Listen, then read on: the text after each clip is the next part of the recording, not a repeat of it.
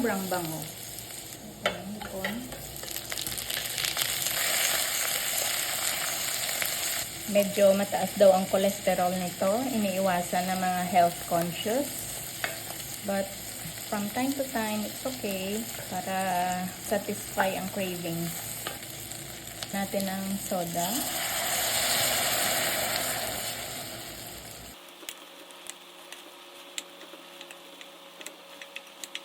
Paminta. After mga 10 minutes, ito na yung itsura. Lagyan ko ng konting spicy. Tapos, pang green onions. Okay na to.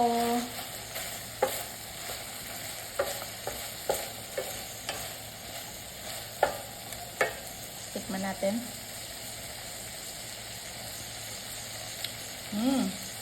Naghalo yung tamis at anghang. Linamnam. Okay na to.